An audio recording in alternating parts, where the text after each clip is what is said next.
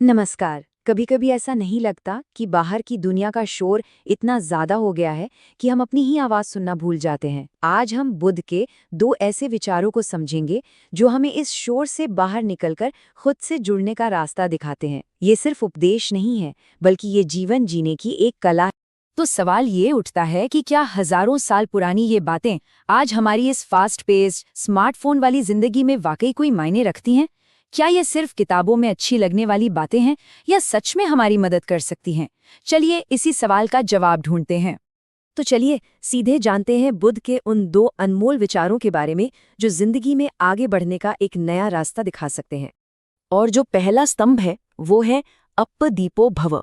सुनने में तो ये बस 3 शब्द लगते हैं, लेकिन असल में ये हमारी अपनी अंदर की ताकत को जगाने का एक बहुत ही पावरफुल मंत्र है। अप्पदीपो भव क्या मतलब है इसका? ये हमें याद दिलाता है कि सारे जवाब, सारा गाइडेंस कहीं बाहर नहीं बल्कि हमारे ही अंदर है। ये बाहर की दुनिया में रोशनी ढूंढने के बजाय अपने भीतर का दीपक जलाने की बात करता है। इसका सीधा सा मतलब है अपना दीपक खुद बनो। मतलब किसी और की राय पर या दिखाए गए रास्तों पर आंखें बंद करके चलने की बजाय अपनी समझ, अपने विवेक, अपने अनुभव पर भरोसा करना, क्योंकि असली ज्ञान दूसरों से नहीं, खुद के भीतर से आता है। अब देखिए, यहाँ पर 2 बिल्कुल अलग रास्ते हैं।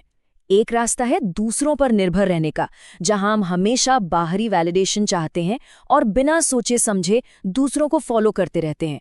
और दूसरा रास्ता है आत्मज्ञान का, जहां हम अपनी अंदर की आवाज पे भरोसा करते हैं और सच्चाई को खुद अनुभव करते हैं। ये सोच में जमीन आसमान का फर्क है। ठीक है, तो जब हम अपना दीपक खुद बन गए, तो अब सवाल ये है कि इस रोशनी को, इस फोकस को कहाँ लेकर जाएं? और इसका जवाब बुद्ध हमें देते हैं, वर्तमान क्षण में। और यही है हमारे ज्ञान का दूसरा स्तंभ। बुद्ध का संदेश यहाँ बिल्कुल साफ है, एकदम क्रिस्टल क्लियर। अतीत पर ध्यान न दें, भविष्य के सपने न देखें, अपने मन को वर्तमान क्षण पर केंद्रित करें। ये एक बहुत बड़ा रिमाइंडर है ना, कि असली जिंदगी ना तो बीते हुए कल में है, न आने वाले कल में। वो तो बस अभी है, इसी पल में। और इस सोच को ना हम 3 बहुत ही आसान से कदमों में समझ सकते हैं। पहला, जो बीत गया उसे जाने दो, क्योंकि अब हम उसे बदल तो सकते नहीं। दूसरा, भविष्य की चिंता छोड़ दो, क्योंकि वो तो अभी आया ही नहीं है। और तीसरा, अपनी पूरी की पूरी एनर्जी, अपना पूरा ध्यान बस आज पर, अभी पर लगाओ, क्योंकि असल में यही एक पल है जो हमारे कंट्रोल में। लेकिन देखिए, वर्तमान में जीने का मतलब ये बिल्कुल नहीं है कि बस हाथ पर हाथ धरकर बैठ जाए। नहीं, इसका सीधा सीधा कनेक्शन है कामयाबी से।